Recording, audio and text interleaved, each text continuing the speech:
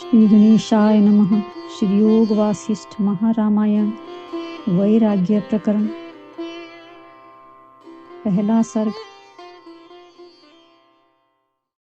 संप्रदाय की विशुद्धि के लिए ऋषिदेव संवाद और उपोद्घात के लिए श्री रामचंद्र जी के अज्ञान के निमित्त का वर्णन। सृष्टि के आरंभ में आकाश आदि महाभूत एवं घटपट आदि भौतिक पदार्थ जिस अद्वितीय वस्तु की सत्ता से अस्तित्व को प्राप्त कर आविर्भूत होते हैं, स्थिति काल में जिसकी सत्ता से ही स्थित रहते हैं और प्रलय काल में जिसमें लीन होते हैं, उस सत्य स्वरूप अपने में आरोपित संपूर्ण पदार्थों के पारमार्थिक स्वरूप एवं सब प्राणियों के हृदय में स्थित आत्म रूप परमात्मा को नमस्कार है। जिस चिदेक रस परमात्मा से ज्ञाता, ज्ञान, ज्ञेय, दृष्टा, दर्शन, दृश्य, कर्ता, हेतु और क्रिया ये सब व्यावहारिक पदार्थ आविर्भूत होते हैं, उस ज्ञाता आदि के साक्षी और परमार्थतः ज्ञान रूप से अवस्थित प्रत्यगात्मा को नमस्कार है। सुतीक्ष्ण नाम का कोई ब्राह्मण था। उसका हृदय अनेक प्रकार के संदेहों से भरा था। अतएव उसने महामुनि अगस्त्य के आश्रम में जाकर उनसे सादर प्रश्न किया। सुतीक्ष्ण ने कहा, भगवान, आप धर्म के तत्व को जानते हैं। संपूर्ण शास्त्रों का आपने भलीभांति मंथन किया है। मुझे एक बड़ा भारी संशय है, कृपा कर आप इसे दूर कीजिए। क्या मोक्ष का उत्पादक कर्म है अथवा ज्ञान ही मोक्ष का व्यंजक है, या कर्म और ज्ञान दोनों मिलकर मोक्ष के साधन हैं? इन तीनों पक्षों में से निश्चय करके किसी एक कारण को कहिए। अगस्त्य मुनि ने कहा, जैसे आकाश में दोनों ही पंखों से पक्षी उड़ते हैं, एक से नहीं, वैसे ही ज्ञान और कर्म दोनों से परम पद की प्राप्ति होती है। तात्पर्य यह है कि जैसे आकाश मार्ग से जाने वाले पक्षी अपने अभीष्ट देश में जाने के लिए दो पंखों के द्वारा ही उड़कर जा सकते हैं, एक से नहीं, वैसे ही तद्विष्णु हो परमम पदम इत्यादि श्रुति से जिस परम पद रूप कैवल्य का वर्णन किया गया है, उसको अधिकारी लोग अपनी आत्मा में ही ज्ञान और कर्म दोनों से प्राप्त कर लेते हैं। अतः ज्ञान और कर्म दोनों मोक्ष के कारण हैं। केवल कर्मों से या केवल ज्ञान से मोक्ष नहीं होता, किंतु ज्ञान और कर्म दोनों से मोक्ष होता है। अतः ब्रह्मज्ञ बड़े बड़े मुनि कर्म और ज्ञान दोनों को मोक्ष के साधन मानते हैं। इसीलिए अनुभव सिद्ध विषय में किसी प्रकार का संदेह नहीं करना चाहिए। इस विषय में एक प्राचीन इतिहास कहता हूँ। प्राचीन काल में संपूर्ण वेदों का ज्ञाता कारुण्य नाम का एक ब्राह्मण था। उसके पिता का नाम अग्निवेश्य था। गुरु जी से वेद और सभी वेदांत शास्त्र आदि का पूर्ण रूप से अध्ययन कर वह कारुण्य अपने घर आया। घर आकर वह संध्या वंदन आदि कोई कर्म नहीं करता था, बल्कि उनमें अनेक तरह के संदेह करने लगा। अपने पुत्र को यूं कर्म रहित अतएव निंद्य देखकर अग्निवेश्य ने उसके हित के लिए ये वचन कहे, हे वत्स, यह क्या कर रहे हो? अपने कर्मों का पालन क्यों नहीं करते? भला बतलाओ तो सही, यदि कर्म न करोगे तो तुम्हें सिद्धि प्राप्त कैसे होगी?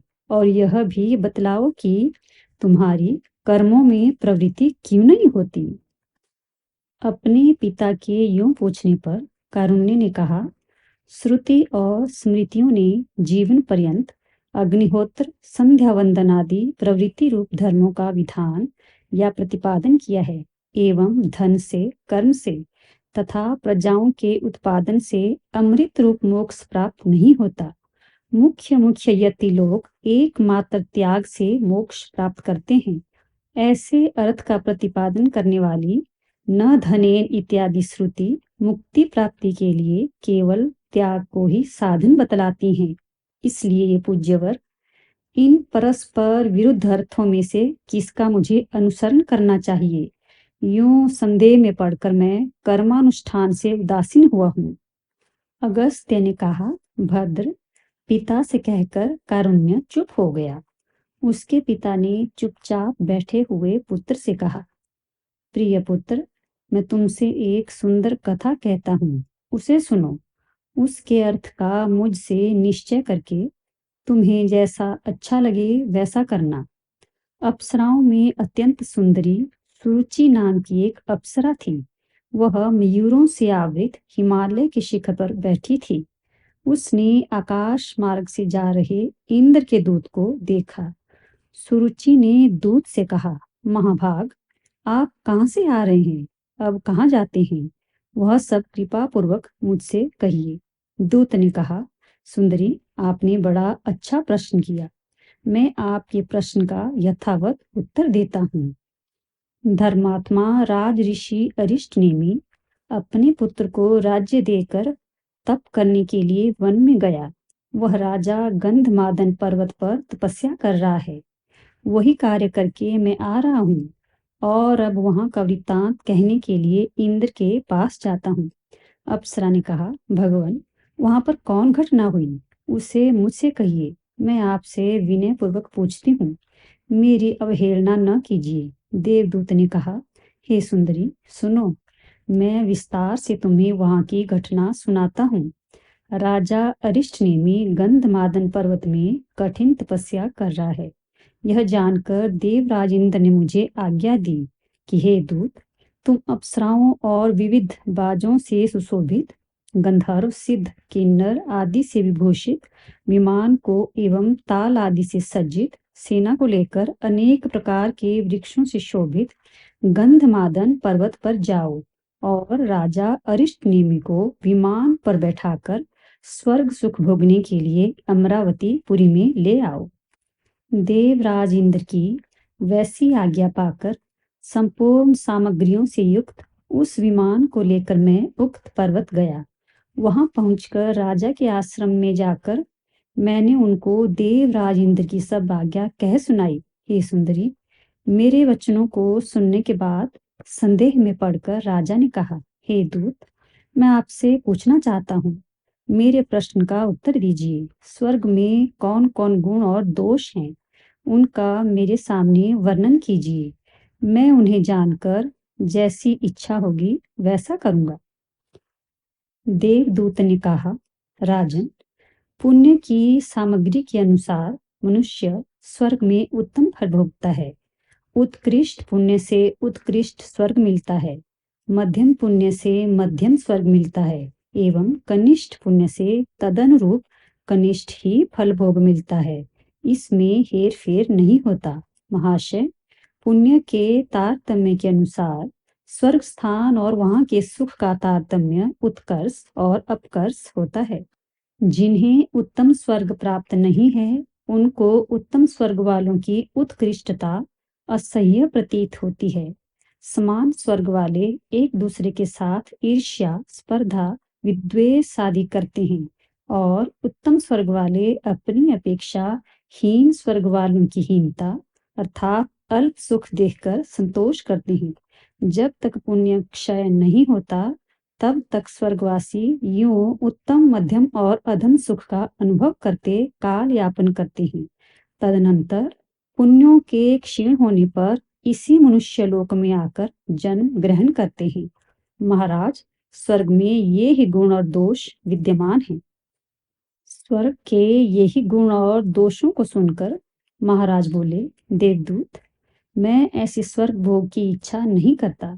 जैसे सांप पुरानी केंचुली को छोड़ देता है, वैसे ही आज से मैं महा उग्र तप करके इस घृणास्पद शरीर को छोड़ दूंगा।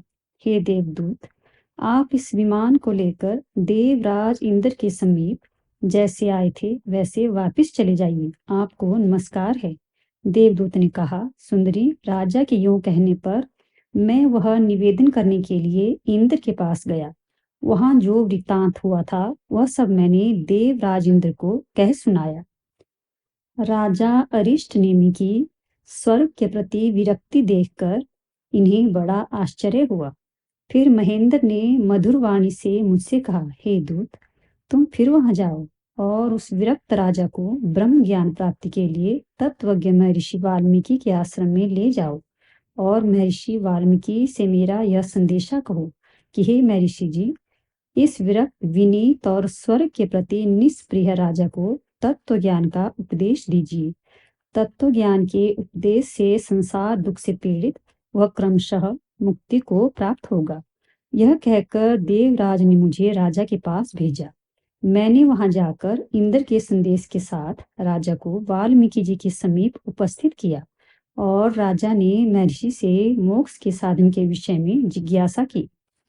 तदनंतर वाल्मीकि जी ने राजा से प्रीतिपूर्वक देश, धन, पुत्र, तप आदि के प्रश्न द्वारा आरोग्य कुशल पूछा। राजा ने कहा, भगवान, आप सब धर्मों के तत्वों को जानते हैं और जितने ज्ञातव्य विषय हैं उन सब के आप ज्ञाता हैं। मैं आपके दर्शन से कृतार्थ हूँ, यही मेरी कुशल है। भगवान, इस समय मैं जिज्ञासु और संसार दुख से कातर हूँ।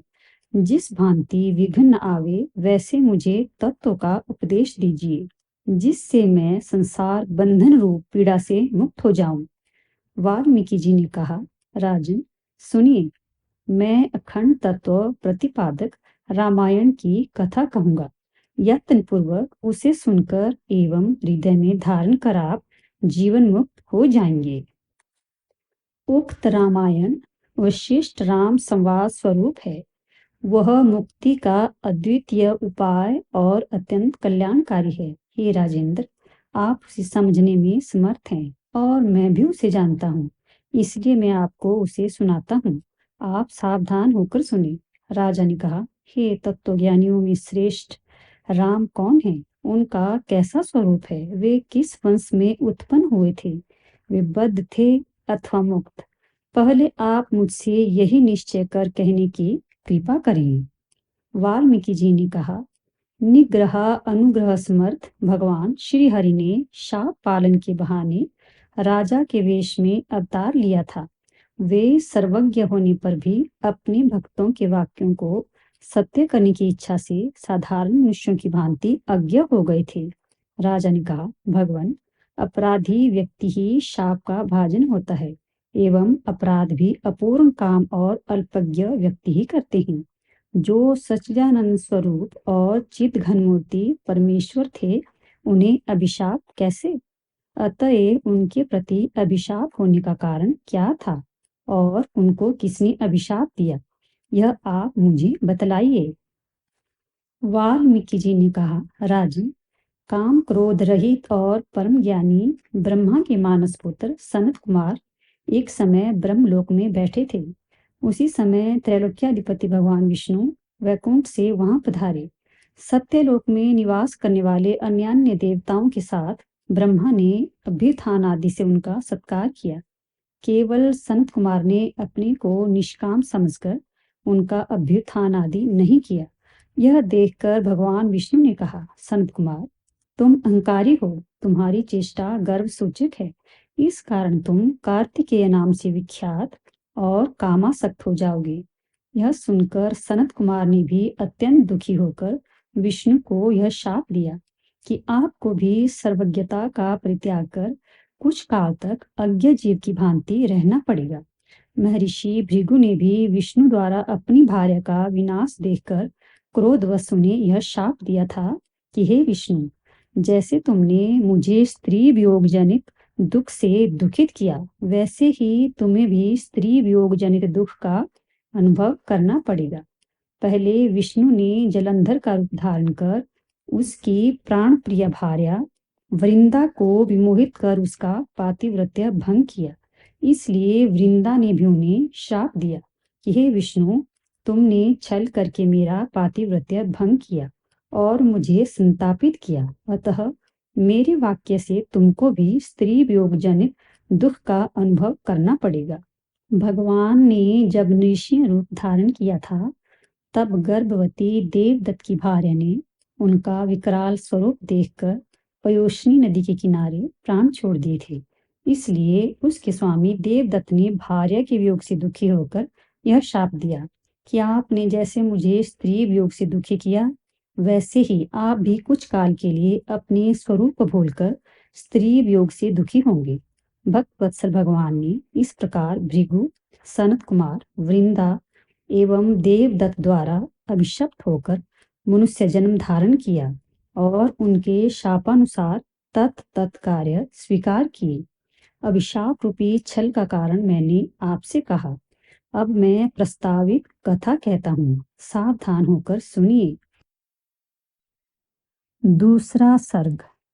अधिकारी सटकांडात्मक पूर्व रामायण के साथ इस ग्रंथ का संबंध, ब्रह्मा के आदेश से इस ग्रंथ का निर्माण तथा मुक्तों की चर्या का वर्णन।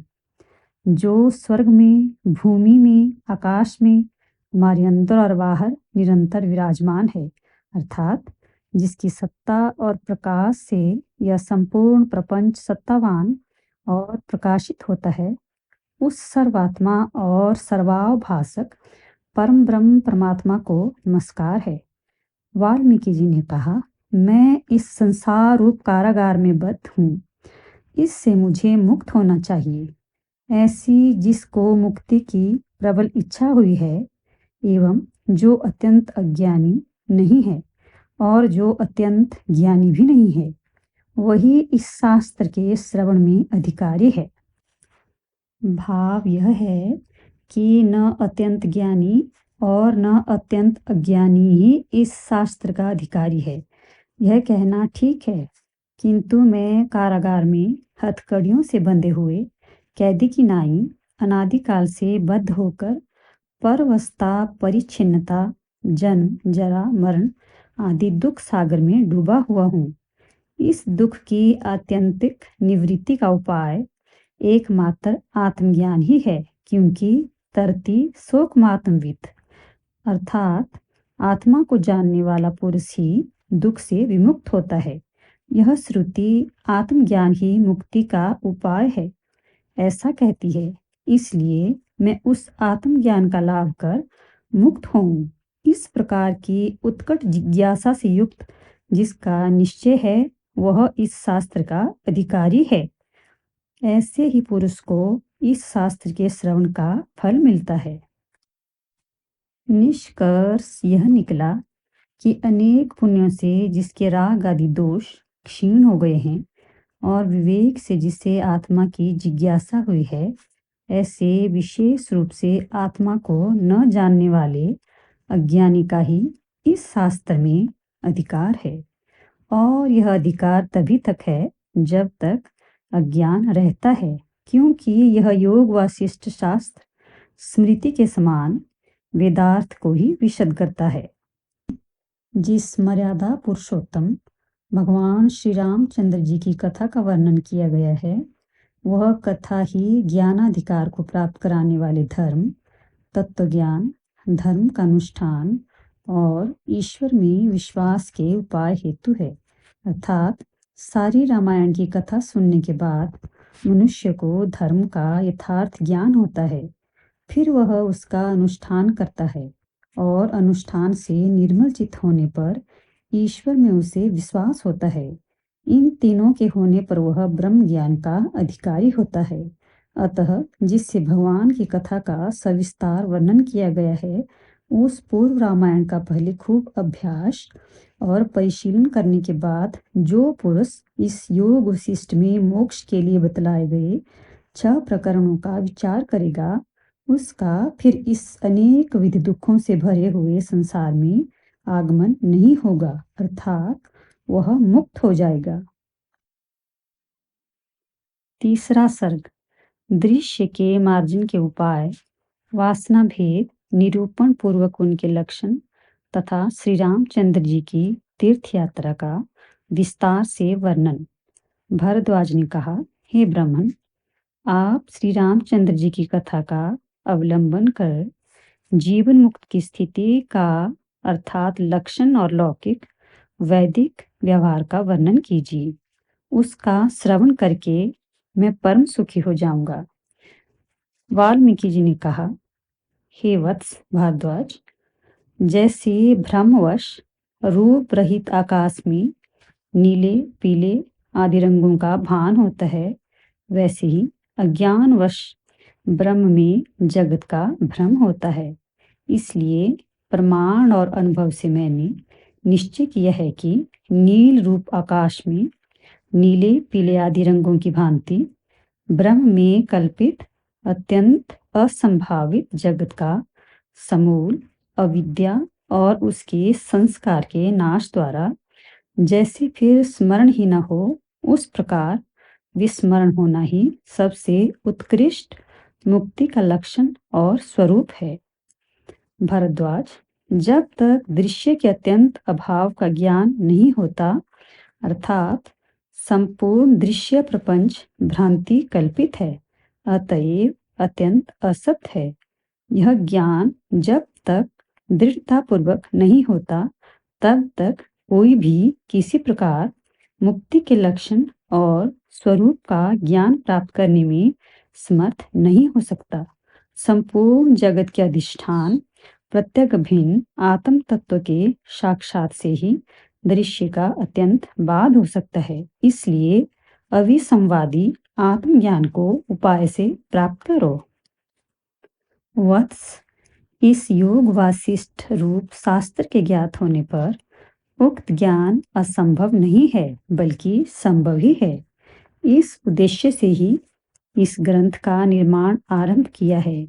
यदि तुम जब तक तत्व का निर्णय न हो, तब तक भक्ति और श्रद्धा के साथ इसका श्रवण करो, तो अवश्य ही तुम्हें तत्व ज्ञान प्राप्त होगा। अन्यथा कदापि भ्रम का संशोधन नहीं होगा। भ्रम संशोधन हुए बिना तत्व ज्ञान हो ही नहीं सकता। हे अनघ, यह जगत वस्तुतः मिथ्या है।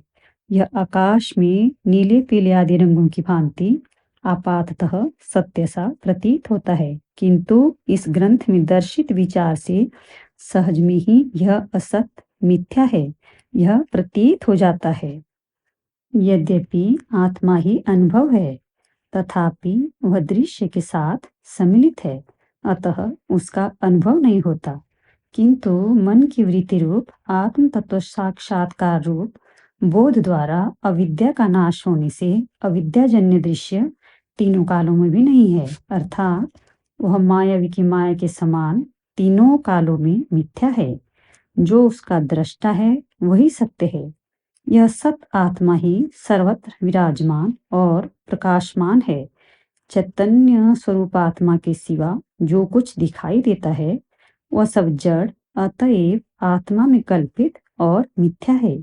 इस प्रकार दृश्य वस्तु का मार्जन अर्थात अस्तित्व परिहार हो जाए तो नित्य शुद्ध आत्मरूप भी परम निर्वृत्ति निर्वाण नामक मोक्ष उस ज्ञान से उत्पन्न सी होती है। उक्त वृत्ति से हुआ केवल स्वरूप भूत अनुभव शास्त्र का फल है, यह भाव है।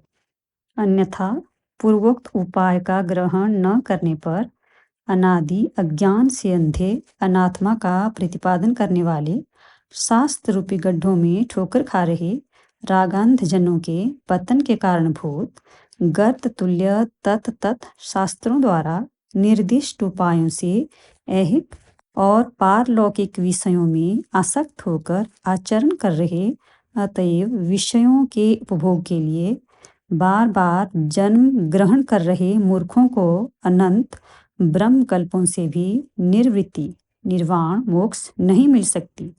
भाव यह है कि अनादि अज्ञान की ज्ञान से अतिरिक्त हजारों साधनों से भी निवृत्ति नहीं हो सकती।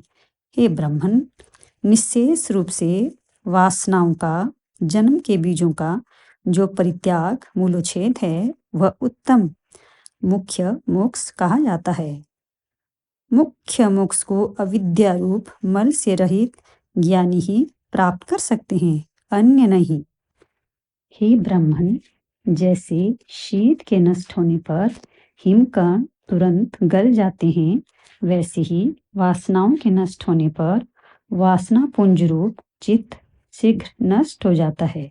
जैसे पिरोए हुए सूक्ष्म धागे से मोतियों का समूह स्थित रहता है, वैसे ही पंच महाभूतों से बना हुआ यह शरीर वासना से खड़ा है। वासना दो प्रकार की कही गई है, शुद्ध और मलिन। मलिन वासना जन्म की कारण है और शुद्ध वासना जन्म का नाश करती है और मोक्ष का साधन है। मलिन वासना का लक्षण कहते हैं, वासना बीजों के अंकुरित होने में अज्ञान ही सुक्षेत्र है। अज्ञान रूप सुक्षेत्र में जिसका कलेवर खूब विशाल हुआ है, अर्थात विषयों के अनुसंधान के अभ्यास से खूब बड़ी हुई राग द्वेष आदि से वृद्धि को प्राप्त होने के कारण घन अहंकार रूप क्षेत्र के स्वामी द्वारा भली भांति पाली पोसी गई, अतएव शोभित इसी पुनर्जन्म कारिणी बार बार जन्म कराने वाली वासना को पंडित लोगों ने मलिन कहा है। शुद्ध वासना का लक्षण कहते हैं, जो भुने हुए बीज के समान अंकुर उत्पन्न करने की शक्ति से शून्य होकर रहती हैं, अर्थात पुनर्जन्म की उत्पादक कारण न होकर केवल मात्र प्रारब्धवश देह आदि का अवलंबन करके रहती हैं, अर्थात देह धारण मात्र से पर्यवसित होती हैं, वह शुद्ध वासना कही जाती है।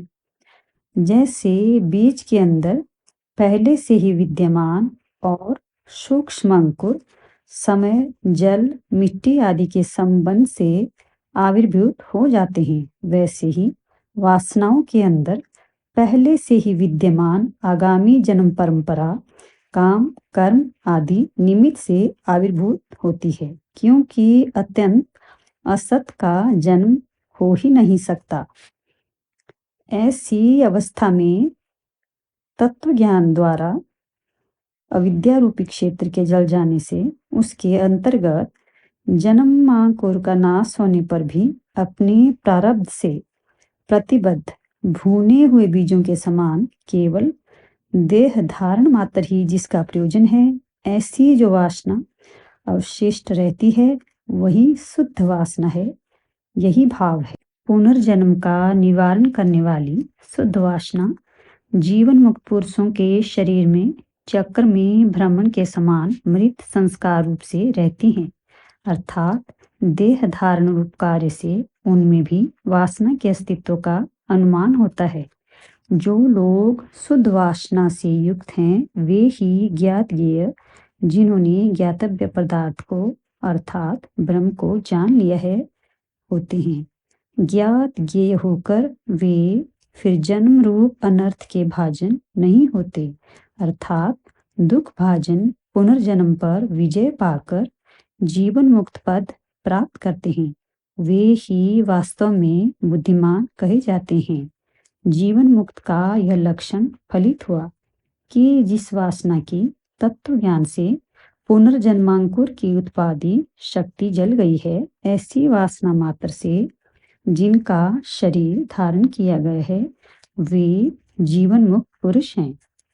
हे महामती भारद्वाज, महाबुद्धि श्री रामचंद्र जी जिस प्रकार जीवन मुक्ति पद को प्राप्त हुए, उसे मैं जीव के जरा और मरण की शांति के लिए तुमसे कहूँगा। सुनो, श्री रामचंद्र जी की परम मंगलदायिनी इस कथा का श्रवण करो। इसके श्रवण से ही तुम संपूर्ण तत्व को जान जाओगी। वत्स भारद्वाज, राजीव लोचन श्री रामचंद्र जी ने गुरुकुल से लौटकर कुछ दिन भांति भांति के लीलाओं द्वारा निर्भय होकर अपने घर में ही बिताए। तदनंतर कुछ समय बीतने पर जबकि महाराज दशरथ पृथ्वी का पालन करते थे, शोक रहित प्रजा बड़े ही आनंद में थी। राज्य की सुव्यवस्था से प्रजाओं में ज्वर आदि पीड़ा भी नहीं थी। भय, अकाल मरण आदि अन्य पीड़ाओं की तो बात ही क्या थी। उस समय महागुणशाली श्री रामचंद्र जी का मन तीर्थ और पुण्याश्रम देखने के लिए अत्यंत उत्कंठित हुआ। श्री रामचंद्र जी ने पुण्य तीर्थों के दर्शन का यों विचार कर श्री पितृचरणों के निकट जाकर जैसे हंस नवीन कमलों का आश्रय लेता है, वैसे ही पिताजी के नख रूपी केसर से सुशोभित चरण कमलों को ग्रहण किया। श्री रामचंद्र जी ने कहा, पिताजी, तीर्थ, देव मंदिर, वन और आश्रमों के दर्शन के लिए मेरा मन अत्यंत उत्कंठित हो रहा है। महाराज, मेरी इस प्रथम प्रार्थना को सफल करने की कृपा कीजिए। इस संसार में ऐसा कोई नहीं है जो प्रार्थी होकर आपके पास आया हो और उसकी अभिलाषा आपने पूर्ण न की हो। श्री रामचंद्र जी द्वारा यूं प्रार्थित महाराज दशरथ ने कुल गुरु वशिष्ठ जी के साथ परामर्श कर श्री रामचंद्र जी को, जिनकी यह प्रथम प्रार्थना थी, तीर्थ दर्शन के लिए बड़े असमंजस में पड़कर अनुज्ञा दे ही दी। शुभ नक्षत्र और शुभ दिन में ब्राह्मणों द्वारा मंगल पाठ कराकर एवं मंगलमय वेशभूषा से शरीर को अलंकृत कर आशीर्वाद दे रही माताओं द्वारा पुनः पुनः आलिंगन कर खूब विभूषित किए गए श्री रामचंद्र जी भाइयों वशिष्ठ द्वारा प्रेषित शास्त्रज्ञ ब्राह्मणों कतिपय अपने प्रेमी श्रेष्ठ राजकुमारों के साथ तीर्थ यात्रा के लिए अपने घर से निकले। चौथा सर्ग। श्री रामचंद्र जी के तीर्थ यात्रा से लौटने पर घर में मित्रों का आनंद समारोह तथा श्री रामचंद्र जी की आखेट चर्या आदि का वर्णन। श्री वाल्मीकि जी ने कहा, हे भरद्वाज, नगरवासियों ने श्री रामचंद्र जी के ऊपर पुष्पांजलियों पर पुष्पांजलियां बरसाई। यूं नगरवासियों द्वारा सत्कृत श्री रामचंद्र जी जैसे श्रीमान जयंत इंद्र का पुत्र स्वर्ग में प्रवेश करता है, वैसे ही अपने घर में प्रविष्ट हुए। तदुपरांत प्रथम प्रवास से लौटे हुए राम जी ने पिताजी को, कुल गुरु वशिष्ठ जी को, भाई बंधुओं को, ब्राह्मणों को, कुल के बड़े बूढ़ों को यथा योग्य प्रणाम किया। मित्रों ने, भाइयों ने, पिता ने और ब्राह्मणों ने श्री रामचंद्र जी को बार बार आलिंगन किया।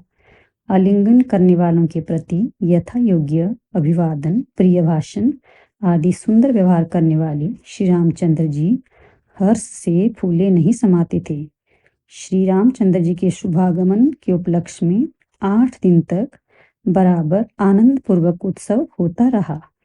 उक्त उत्सव हर्ष से खूब प्रसन्न लोगों द्वारा किए गए गंभीर कोलाहल से पूर्ण रहा। तब से श्री रामचंद्र जी भांति भांति के देशाचारों का इधर उधर वर्णन करते हुए घर में ही सुखपूर्वक रहे। पांचवा सर्ग। श्री रामचंद्र जी के शरीर में कृष्णा आदि, वैराग्य आदि और राजा द्वारा उसके कारण की जिज्ञासा तथा श्री वशिष्ठ जी के उत्तर का उपक्रम। इस प्रकार श्री रामचंद्र जी की चित्त शुद्धि के लिए साधनभूत दिनचर्या का वर्णन कर उसके फलरूप वैराग्य की साधन सामग्री को कहने की इच्छा से उपक्रम करते हैं।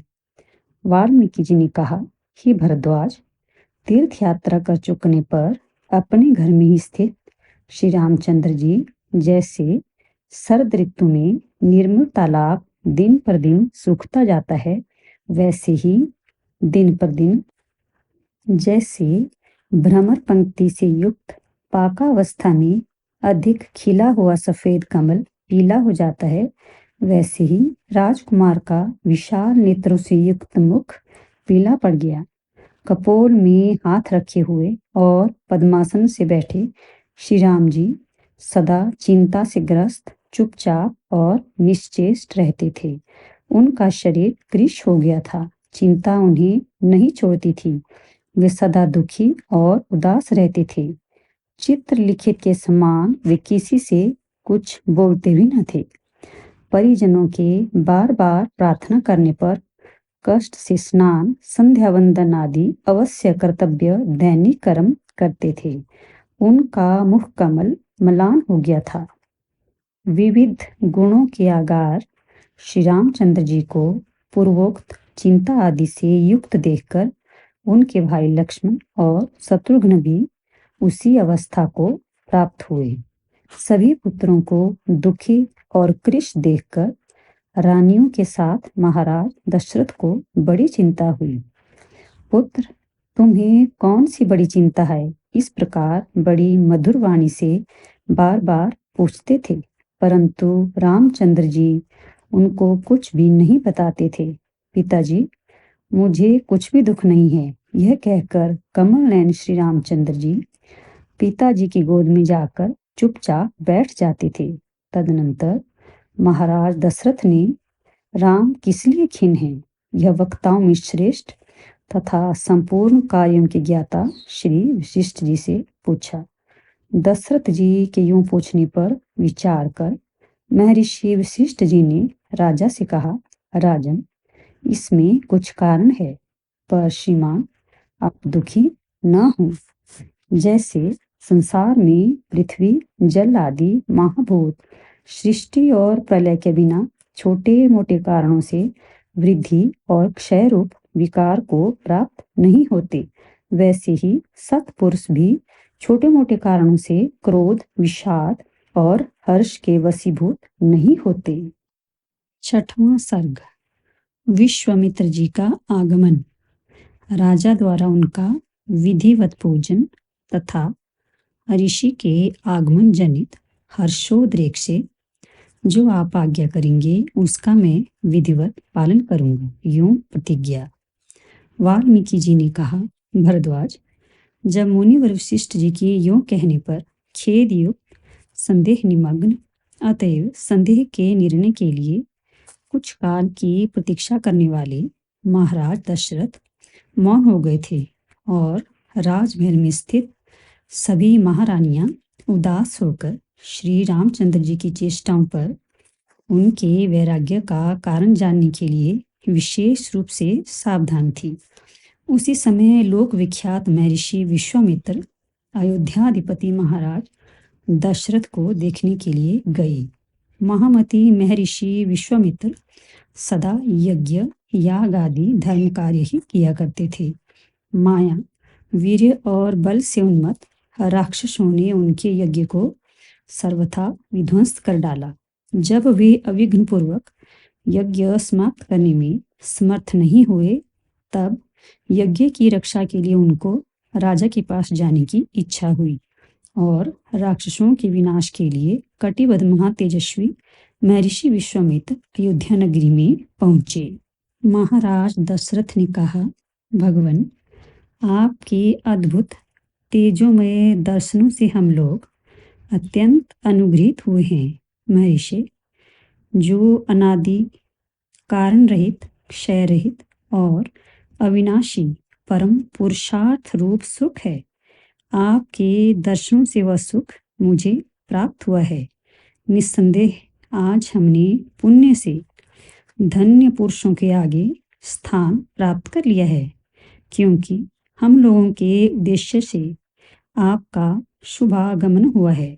यूं महाराज दशरथ के समान ही कह रहे महर्षि और अन्य राजा सभा भवन में आकर आसनों पर बैठ गई। महर्षि के शुभागमन से प्रसन्न वदन महाराज दशरथ ने महर्षि की तपस्या संपत्ति से भयभीत होकर दूसरों के द्वारा अर्घ्य के लिए जल मंगाने में भी अपराध की संभावना देखकर स्वयं जल लाकर उन्हें अर्घ्य दिया। राजा दशरथ द्वारा पूजित विश्वामित्र बड़े प्रसन्न हुए। उनका मुख कमल खिल उठा। उन्होंने राजा से उनकी तथा राज्य के विभिन्न अंगों की कुशल पूछी। महाराज दशरथ ने कहा, मुनिवर, आपका जो कार्य हो, जिस प्रयोजन से आप आए हैं, उसे आप किया ही समझिए, क्योंकि आप सर्वदा मेरे माननीय हैं। गाधिनंदन, अपने कार्य के विषय में आप विचार न कीजिए। भगवान, पात्रभूत आपके लिए मुझे कुछ भी अदेय नहीं है। मेरा कार्य सिद्ध होगा या नहीं, इसका विचार आप मत कीजिए। मैं आपका कार्य संपूर्ण रूप से धर्मतः करूंगा। आप मेरे परम देव हैं। आत्मविद महाराज दशरथ द्वारा विनय पूर्वक कहे गए श्रुति मधुर सुमिष्ट वचनों को सुनकर प्रख्यात कीर्ति और विख्यात गुण वाले मुनि पुंगव विश्वामित्र परम प्रसन्नता को प्राप्त हुए। सातवां सर्ग। राजा की प्रशंसा कर श्री विश्वामित्र जी का अपने आगमन का प्रयोजन कहना। तथा राक्षसों के विनाश के लिए श्री रामचंद्र जी को मांगना। वाल्मीकि जी ने कहा, भरद्वाज, महाराज के आश्चर्यपूर्ण उक्त विस्तृत वाक्य को सुनकर महामुनि विश्वामित्र जी के शरीर में रोमांच छा गए। उन्होंने पुलकित होकर राजा से कहा, महाराज, भूलोक में ऐसा वाक्य आपके ही योग्य है, क्योंकि आप महावंश में उत्पन्न हुए हैं और गुरु वशिष्ठ जी की आज्ञाकारी हैं। महाराज, मैं जो कहना चाहता हूँ उसके विषय में आप कर्तव्य का निश्चय कीजिए और धर्म का परिपालन कीजिए। पुरुष श्रेष्ठ, मैं सिद्धि लाभ के लिए यज्ञ आरंभ करता हूँ। भीषण राक्षस मेरे यज्ञ में विघ्न करने के लिए आ जाते हैं। जब जब मैं यज्ञ द्वारा देवताओं का भजन पूजन करता हूँ, तब तब राक्षस मेरे यज्ञ को छिन्न भिन्न कर देते हैं। राजन, क्रोध करके अर्थात शाप दान द्वारा उसका प्रतिकार करने की मेरी इच्छा नहीं होती, कारण कि क्रोध रहित होकर ही यज्ञानुष्ठान किया जाता है और क्रुद्ध हुए बिना शाप देना नहीं बनता। राजन, आपके पुत्र श्री रामचंद्र जी मत सिंह के समान पराक्रमशाली, अत्यंत शोभा संपन्न, महेंद्र के समान शौर्य संपन्न और राक्षसों के विनाश में दक्ष हैं। अमोघ पराक्रम वाले काक पक्षधारी शूरवीर अपने ज्येष्ठ पुत्र श्री रामचंद्र जी को आप मुझे दीजिए। मैं अपने दिव्य तेज से इनकी रक्षा करूंगा। यूं मेरे तेज से सुरक्षित वे यज्ञ के विध्वंसक राक्षसों के सिर काटने के लिए समर्थ हैं। मैं भी निसीम प्रभाव से युक्त और विविध अस्त्र शस्त्र और विद्या देकर श्री रामचंद्र जी का कल्याण करूंगा, जिससे वे तीनों लोकों में पूज्य हो जाएंगे। जैसे क्रुद्ध सिंह को देखकर मृग वन में पैदा हुए तृण विशेष की ओट में खड़े नहीं हो सकते, वैसे ही वे राक्षस श्री राम के सामने खड़े नहीं हो सकते। मैं जानता हूँ, महातेजस्वी वशिष्ठ जी जानते हैं और अन्य अन्य महात्मा भी जानते हैं कि कमल नयन श्री रामचंद्र जी महात्मा हैं, सामान्य पुरुष नहीं हैं। यदि धर्म, महत्ता और यश की रक्षा करनी चाहिए, ऐसी आपकी वासना हो, तो मेरे इच्छित की सिद्धि के लिए श्री रामचंद्र जी को मुझे दीजिए। रामचंद्र जी जिस यज्ञ में मेरे यज्ञ के विध्वंसक और सर्वविघ्नकारी राक्षसों को मारेंगे, मेरा यह यज्ञ 10 दिन में पूरा होगा। अतएव हे महाराज, इस विषय में आपके वशिष्ठ आदि मंत्री अनुमति प्रदान करें। उनकी अनुज्ञा से आप श्री रामचंद्र जी को मेरे साथ भेजिए। 8वां सर्ग। राजा का श्री रामचंद्र जी में अधिक स्नेह होने के कारण उनमें युद्ध की अयोग्यता का वर्णन तथा रावण आदि के बल को जानकर राजा के विषाद का वर्णन। वाल्मीकि जी ने कहा, भरद्वाज, राज श्रेष्ठ दशरथ विश्वामित्र जी के उक्त वचन सुनकर एक क्षण के लिए चित्र लिखित की नाई निश्चेष्ट हो गए और तदनंतर दीन वचन कहने लगे। मुनिवर कमल नयन श्री राम अभी पूरे 16 वर्ष का भी नहीं हुआ। मैं इसमें राक्षसों के साथ युद्ध करने की योग्यता नहीं देखता हूँ। प्रभु, यह मेरी पूर्ण एक अक्षौहिणी सेना है, जिसका मैं अधीश्वर हूँ। उसको लेकर मैं ही राक्षसों के साथ युद्ध करूंगा। ये सभी सैनिक शूरवीर, पराक्रमशाली और परामर्श देने में दक्ष हैं। मैं समरभूमि में धनुष बाण लेकर समस्त सैनिकों की रक्षा करूंगा। जैसे सिंह मत हाथियों के साथ युद्ध करता है, वैसे ही इन शूरवीर सैनिकों के साथ मैं महेंद्र से बलिष्ठ वीरों से भी युद्ध कर सकता हूँ।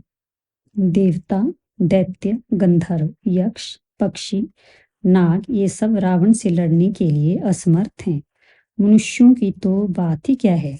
रावण बड़े बलशालियों के बल को भी युद्ध में हर लेता है। उसके साथ संग्राम में लड़ने के लिए हम समर्थ नहीं हैं।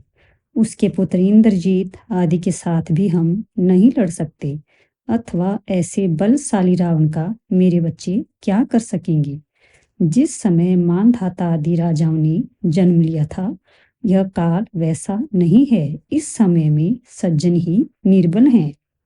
ब्राह्मण, यदि श्री राम को जबरदस्ती ले जाओगे तो उस कल्प में आपसे मैं ही मारा जाऊंगा। मरे बिना मैं अपनी निश्चित विजय नहीं देखता हूँ, इत्यादि मधुर वचन कहकर महाराज दशरथ मुनि के अभिमत रामचंद्र जी को भेजने के विषय में और राक्षस वध के विषय में क्रमशः श्री राम को भेजना चाहिए अथवा नहीं, और राक्षसों का वध हो सकेगा या नहीं इत्यादि संदेह रूप सागर की बड़ी तरंगों में निमग्न हो क्षण भर के लिए भी निश्चय नहीं कर सके। अतएव उस समय उनकी दशा उन्नत तरंगों से युक्त सागर में डूब रहे पुरुष की सी हो रही थी। 9वां सर्ग। राजा के निषेध करने पर श्री विश्वामित्र जी का क्रुद्ध होना और श्री वशिष्ठ जी का श्री विश्वामित्र जी के तपोबल और अस्त्र बल के कथन द्वारा धीरे धीरे राजा दशरथ को समझाना। वाल्मीकि ने कहा, हे भरद्वाज, अपने प्रिय पुत्र रामचंद्र जी में अधिक स्नेह होने के कारण जिन वचनों को कहते समय दशरथ के नेत्र आंसुओं से भर गए थे, उनके ऐसे वचनों को सुनने के बाद क्रोधित होकर विश्वामित्र ने राजा से निम्न निर्दिष्ट वाक्य कहा, मैं आपके आदेश का अवश्य पालन करूंगा। इस प्रकार पहले प्रतिज्ञा कर उसको छोड़ना चाहते हो, इसका मतलब यह होता है कि आप सिंह होकर मानो अब मृग बनने की इच्छा कर रहे हो।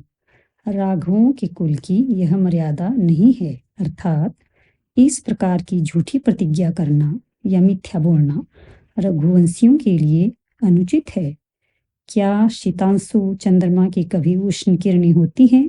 हे राजन, अपनी प्रतिज्ञा की पूर्ति करने में अपने को यदि असमर्थ पा रहे हो तो मैं जैसे आया था वैसे ही वापस जाऊंगा। वशिष्ठ जी ने कहा, हे राजन, तुम इक्ष्वाकु वंश में साक्षात दूसरे धर्म के सदृश उत्पन्न हुए हो, अनेक प्रकार की लक्ष्मी से संपन्न हो, तीनों लोकों में सज्जनों के जो उत्तमोत्तम गुण हैं उनसे परिपूर्ण हो, धीर और प्रतिज्ञा पालन आदि अच्छे व्रतों का अनुष्ठान करते हो। इसलिए तुम्हें धर्म का परित्याग नहीं करना चाहिए, क्योंकि स्वर्ग, मृत्यु और पाताल, इन तीनों लोकों में तुम अपने धर्माचरण से और यश से विख्यात हो। तुम्हारे कुल में उत्पन्न हुए पहले के राजाओं ने प्रतिज्ञा पालन आदि धर्मों का कितनी दृढ़ता के साथ परिपालन किया था, उसे स्मरण करो और तीनों लोकों में अभीष्ट प्राप्त करने में समर्थ मैं ऋषि विश्वामित्र के वाक्य का आदरपूर्वक पालन करो। आपकी आज्ञा का पालन करूंगा। यूं प्रतिज्ञा करके उससे अपना मुंह मोड़ लोगे तो तुम्हारे संपूर्ण इष्ट आदि धर्म नष्ट हो जाएंगे। इसलिए महामुनि विश्वामित्र के साथ श्री रामचंद्र को भेजो। इक्ष्वाकु वंश में उत्पन्न होकर और स्वयं दशरथ जैसे राजा होकर भी यदि तुम अपने वचनों का पालन नहीं करते हो तो भला बतलाओ कि इस संसार में दूसरा कौन प्रतिज्ञा का पालन करेगा। तुम्हारे जैसे विशिष्ट व्यक्तियों द्वारा चलाए गए व्यवहार से साधारण अज्ञानी भी मर्यादा का उल्लंघन नहीं करते, अतः अपनी प्रतिज्ञा का पालन न करना तुम्हारे लिए अत्यंत अनुचित है। इंद्र के साथ में रखा हुआ अमृत अग्नि द्वारा चारों ओर रक्षित होने के कारण जैसे उसकी राक्षस लोग कुछ भी हानि नहीं कर सकते, वैसे ही पुरुषों में सिंह के समान अर्थात पुरुषों में श्रेष्ठ विश्वामित्र द्वारा रक्षित होने पर फिर चाहे अस्त्र विद्या में निपुण हो चाहे न हो, श्री रामचंद्र जी को राक्षस लोग कुछ भी हानि नहीं पहुंचा सकेंगे। ये विश्वामित्र मुनि मूर्तिमान साक्षात धर्म, बड़े बड़े शक्तिशालियों में सबसे अधिक शक्तिशाली, संसार में सबसे अधिक बुद्धिमान और तप के सर्वोच्च गृह हैं। चराचर तीनों लोकों में यह प्रसिद्धि है कि विविध अस्त्र विद्या में ये इतने निपुण हैं कि इस समय इनकी बराबरी करने वाला दूसरा कोई नहीं है और न भविष्य में भी कोई होगा। महर्षि विश्वामित्र की समानता न संपूर्ण देवता कर सकते हैं, न अन्य ऋषि ही कर सकते हैं, और न असुर, राक्षस, नाग, यक्ष और गंधर्व ही कर सकते हैं। 10वां सर्ग। श्री वशिष्ठ जी के समझाने पर राजा दशरथ द्वारा श्री रामचंद्र जी को अंतःपुर से बुलवाने के लिए प्रतिहार को भेजना। श्री रामचंद्र जी को उदास देखकर प्रतिहार का वापस आना। रामचंद्र जी की अवस्था पूछने पर अनुचर का श्री रामचंद्र जी की विरागावस्था कहना। वाल्मीकि जी ने कहा, हे भरद्वाज, महर्षि वशिष्ठ जी की यूं कहने पर राजा दशरथ ने प्रसन्न मन होकर अपने पुत्र श्री रामचंद्र जी को लक्ष्मण के साथ बुलाने के लिए प्रतिहार से कहा।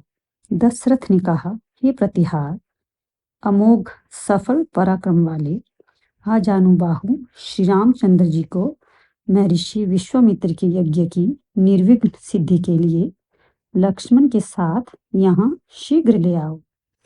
इस प्रकार राजा दशरथ द्वारा भेजा गया द्वारपाल अंतःपुर में स्थित श्री रामचंद्र जी के निवास स्थान में जाकर और मुहूर्त मात्र में वापस आकर राजा से कहने लगा, अपनी भुजाओं से शत्रु समूह का मर्दन करने वाले हे देव, रात्रि होने पर भ्रमर जैसे कमल में उदास होकर बैठा रहता है, वैसे ही श्री रामचंद्र जी अपने निवास स्थान में अत्यंत उदास होकर बैठे हुए हैं। थोड़ी देर में आता हूँ, ऐसा कहकर फिर किसी वस्तु का ध्यान करने लग जाते हैं। उनको इतनी ग्लानि हो गई है कि वे किसी के निकट ठहरना भी नहीं चाहते। श्री रामचंद्र जी के विषय में द्वारपाल द्वारा ऐसा समाचार पाकर राजा दशरथ प्रतिहार के साथ आए हुए श्री रामचंद्र जी के खास अनुचर से आश्वासन पूर्वक क्रमशः सब वृतांत पूछने लगे। श्री रामचंद्र जी कैसे हैं और क्या कर रहे हैं? यूं पूछे जाने पर उस सेवक ने अत्यंत उदास होकर राजा से ये वाक्य कही, महाराज, आपके पुत्र श्री रामचंद्र जी को अत्यंत कृश और खिन्न देखकर उनके विषय में हम लोग भी इतने दुखी हो गए हैं कि हम लोगों का शरीर लकड़ी के समान हो गया है। जो पदार्थ उपभोग में लोक और शास्त्र से अविरुद्ध, मनोहर, स्वादिष्ट और कोमल हैं, उनसे भी अश्रुपूर्ण नेत्र के समान खिन्न हो जाते हैं। हाव भाव, लावण्य, विलास आदि से शोभित नृत्य करने वाली अंतःपुर की अंगनाओं को देखकर दुखदायिनी ये सब क्या कर रही हैं? इस प्रकार उनके नृत्य आदि विलासों की ओर कटाक्ष करके श्री रामचंद्र जी उन कामिनियों की निंदा करते हैं। भोजन, शयन, सवारी, विलास, स्नान, आसन आदि के निर्दोष होने पर भी उन्मत्त की तरह उनकी अवहेलना करते हैं। संपत्ति से, विपत्ति से, घर से और अन्य व्यापारों से क्या होने वाला है, क्योंकि ये सब असत हैं, अधिक दिन तक रहने वाले नहीं हैं, नश्वर हैं, ऐसा कहकर फिर चुप हो जाते हैं और एकाकी रहते हैं। परिहास से प्रसन्न नहीं होते, भोगों में आसक्त नहीं होते, कार्यों में सहयोग नहीं करते और किसी प्रकार के कार्यारंभ में आस्था नहीं रखते, किंतु मौन ही रहते हैं। किसी उच्च वंशी पुरुष को नीच जाति के पुरुषों में कृतदास होने पर जैसे एकांत निर्जन प्रदेश और अरण्य आदि में रहना अच्छा लगता है, वैसे ही श्री रामचंद्र जी को एकांत में, नदी के तीर में, दिगंत में और निर्जन अरण्य प्रदेश में रहना अच्छा लगता है। राजन, वस्त्र, पान, भोजन, दान आदि से विमुख होकर श्री रामचंद्र जी संन्यास धर्म से दीक्षित सन्यासी का अनुकरण कर रहे हैं, अर्थात सन्यासी जिस तरह किसी वस्तु का परिग्रह आदि नहीं करता, वैसे ही श्री रामचंद्र जी भी किसी वस्तु का परिग्रह आदि नहीं करते हैं, विरक्त से रहा करते हैं। महाराज, रामचंद्र जी जन शून्य देश में एकाकी होकर रहते हैं और वहाँ मन लगाकर न हंसते हैं, न रोते हैं और न गाते हैं, किंतु पद्मासन लगाकर और अपने बाएं हाथ में कपोल रखकर किसी ऊंची वस्तु का ध्यान लगाए बैठे रहते हैं।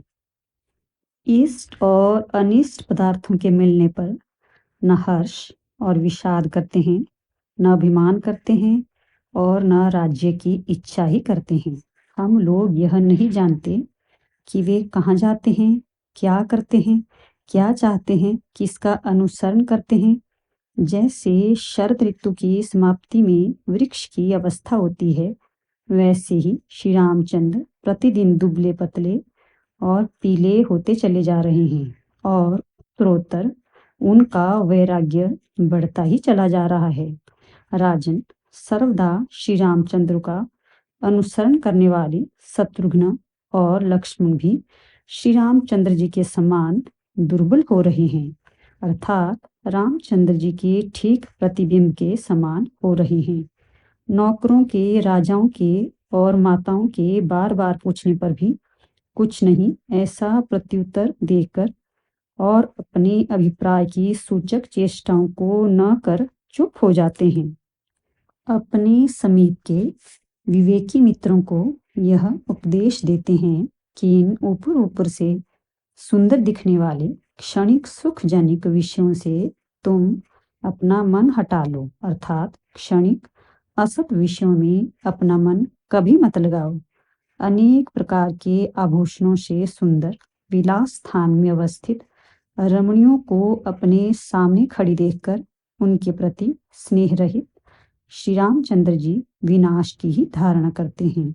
हम लोगों ने अपनी आयु परम पद की प्राप्ति के बिना ही यूं निरर्थक अनेक तरह की चेष्टाओं के द्वारा व्यतीत कर दी। इस प्रकार मधुर और स्पष्ट वाणी से श्री रामचंद्र जी बार बार गान करते हैं। यदि कोई समीपस्थ अनुचर उन्हें यह कहे कि आप सम्राट हो, तो उसके कथन को उन्मत्त प्रलाप की भांति समझकर दूसरी ओर चित्त करके हंसते हैं, किसी के वाक्य को न सुनते हैं और न सामने की वस्तु को देखते ही हैं। गुण आदि से युक्त विस्मयोत्पादक उत्तम वस्तु के प्राप्त होने पर भी उसकी अवज्ञा ही करते हैं। आकाश रूप महारण्य में जैसे आकाश कमलिनी असंभव और विस्मयोत्पादक है, वैसे ही यह मन भी है। इसलिए श्री रामचंद्र जी को विस्मय नहीं होता है। तात्पर्य यह है कि जिस मन में बाह्य विषय द्वारा विस्मय होता है, वह मन ही आकाश रूप महारण्य में या आकाश स्थित अरण्य में कमलिनी की तरह स्वयं असंभव और विस्मयजनक है। जैसे विवेकी पुरुष के मन में आकाश कमलिनी से विस्मय नहीं होता, क्योंकि वह जानता है कि आकाश में पहले अरण्य का होना ही असंभव है, फिर उसमें कमलिनी होगी कैसे। वैसे ही श्री रामचंद्र जी यह जानते हैं कि कुटस्थ असंग आत्मा में मन का संसर्ग ही असंभव है और उसमें विस्मय आदि का होना भी असंभव है। अतः उनको किसी बाह्य पदार्थ से विस्मय नहीं होता। जैसे मेघ की धाराएं बड़े भारी पत्थर का भेदन नहीं कर सकती, वैसे ही कामदेव अनेक सुंदर स्त्रियों के बीच में रहने पर भी श्री रामचंद्र जी के मन का अपने बाणों से भेदन नहीं कर सकता। आपत्तियों के प्रधान निवास स्थान रूप धन को क्यों चाहता है? ऐसी शिक्षा देकर श्री रामचंद्र जी अपना संपूर्ण धन याचकों को दे देते हैं और यह आपत्ति है, यह संपत्ति है, यह सब केवल कल्पनाओं से भरा हुआ मन से उठा हुआ भ्रम है। ऐसे श्लोकों को खूब गाते हैं। हाँ, मैं मर गया और मैं अनाथ हो गया। इस प्रकार लोग क्रंदन तो करते हैं, पर वैराग्य को प्राप्त नहीं होते। यह बड़ा आश्चर्य है। ऐसा ही कहते हैं। रघुवंश रूप महाअरण्य में शाल वृक्ष के समान शत्रुओं का मर्दन करने में समर्थ श्री रामचंद्र जी की ऐसी अवस्था देखकर हम लोगों को अत्यंत खेद हो रहा है। हे महाबाहो, इस प्रकार शोक से परिपूर्ण अंतःकरण वाले श्री रामचंद्र जी के विषय में हमें क्या करना चाहिए जिससे कि उनका शोक निवृत्त हो, हम यह नहीं जानते। अतः हे कमल नयन, हम लोगों को उपाय बतलाने के लिए आप ही हमारे दिग्दर्शक हों। प्रभु, राजनीति आदि व्यवहारों के उपदेशक राजा और अच्छे ब्राह्मण पंडितों को अपने आगे देखकर रामचंद्र जी अव्यग्र होकर उनकी हंसी उड़ाते हैं, अर्थात उनका किसी प्रकार का सम्मान न कर तिरस्कार करते हैं। बाह्य दृष्टियों से अनेक प्रकार का दिखने वाला यह विस्तृत जगत विनाशी ही है। यह अहमाकार वृत्ति से गम्य परमात्म रूप वस्तु नहीं है, किंतु उससे भिन्न असत वस्तु है। ऐसा निर्णय करके उसके जिज्ञासु होकर चुपचाप अवस्थित रहते हैं। महाराज, बाह्य जगत में अर्थात शत्रु, आत्मीय, मित्र, राज्य और माता आदि में संपत्ति या विपत्ति में रामचंद्र किसी प्रकार की आस्था नहीं करते। आस्था से, आशा से, इच्छा से और आत्म विश्रांति की प्राप्ति से शून्य ये रामचंद्र जी न मूढ़ हैं और न मुक्त ही हैं। उन्हें ऐसा देखकर हम लोग बड़े दुखी या अत्यंत परितप्त होते हैं। धर्म से क्या होगा, माताओं से क्या होगा, इस विस्तृत राज्य से कौन प्रयोजन सिद्ध होगा, किसी झूठी वस्तु की इच्छा से क्या। इस प्रकार का निश्चय करके प्राण त्याग करने की इच्छा कर रहे हैं, अर्थात राग आदि दोष ही जन्म और मरण रूप दुख के कारण हैं, अतः मरने से ही मेरी मुक्ति होगी। यूं निश्चय करके प्राण त्याग करने के लिए उत्सुक हो रहे हैं। जैसे वृष्टि का प्रतिबंध होने पर चातक पक्षी अत्यंत उद्विग्न हो जाता है, वैसे ही श्री रामचंद्र जी भोग, आयुष्य, राज्य, मित्र, पिता और माता के विषय में अत्यंत उद्विग्न हो गए हैं। महाराज, यूं आपके पुत्र श्री रामचंद्र जी के ऊपर अनेक प्रकार की चिंता, कृष्णता आदि विविध शाखा प्रशाखा के रूप से विस्तार पूर्वक आई हुई विपत्ति रूप लता का समूल उच्छेद करने में परम दयालु आप ही उद्योग करें। हे प्रभु, उस प्रकार के स्वभाव वाले श्री रामचंद्र जी को समग्र वैभवों से परिपूर्ण यह संसार रूपी जाल कृत्रिम और प्रतिकूल विष के समान प्रतीत हो रहा है। ऐसे महामोह से मोहित श्री रामचंद्र जी को संसार व्यवहार में प्रवृत्त कराने के लिए इस भूमंडल में कोई भी महाशक्तिशाली नहीं है। जैसे सूर्य अपने भास्करपन को इस पृथ्वी पर गिरने वाले अंधकार का नाश कर सफल बनाता है, वैसे इस भूखंड में ऐसा कोई भी महामना समर्थ साधु पुरुष नहीं है जो कि रामचंद्र जी के मन में रहने वाले अनेक दुखदायी मोह रूप अंधकार का विनाश कर अपने साधुपन को सफल बनावे। 11वां सर्ग। अनुचर के मुंह से श्री राम जी की अवस्था सुनने पर विश्वामित्र जी का उनसे उदास होने का कारण पूछना। श्री रामचंद्र जी का वृतांत सुनकर विश्वामित्र जी ने कहा, हे महाप्राज्ञ लोगों, श्री रामचंद्र जी यदि सचमुच ही ऐसी अवस्था को प्राप्त हुए हैं, अर्थात विरक्त, दुखी और मोहित हुए हैं, तो जैसे मृगों का झुंड अपने युथपति को लाता है, वैसे ही आप लोग भी उन्हें शीघ्र मेरे पास ले आइए। वैराग्य और विवेक से युक्त श्री रामचंद्र जी का यह मोह किन्हीं आपत्तियों से अथवा रागवश नहीं है, किंतु यह महाफलदायक बोध ही है। श्री रामचंद्र जी शीघ्र यहाँ आए और यहीं पर जैसे वायु पर्वत में स्थित मेघ को उड़ा देता है, वैसे ही हम उनके मोह को तुरंत दूर कर देंगे। उपाय द्वारा उक्त मोह के दूर कर देने पर श्री रामचंद्र जी हम लोगों की भांति तद विष्णु परमम पदम इत्यादि श्रुति में प्रसिद्ध परम पद अर्थात अपनी आत्मा में विश्रांति को प्राप्त होंगे, अर्थात आत्माराम हो जाएंगे। मोह के हट जाने पर श्री राम जी अमृत पिए हुए पुरुष की नाई ब्रह्मरूप परमानंद संपन्न अपरिछिन्न ज्ञान स्वरूप विश्रांति सुख संपन्न और संताप शून्य हो जाएंगी। उनका शरीर हृष्ट-पुष्ट, बलिष्ठ और कांतिमान हो जाएगा। माननीय श्री रामचंद्र जी तदनंतर स्वस्थ चित्त होकर अपने वर्ण और आश्रम के अनुरूप संपूर्ण व्यवहारों को निर्बाध रूप से करेंगे।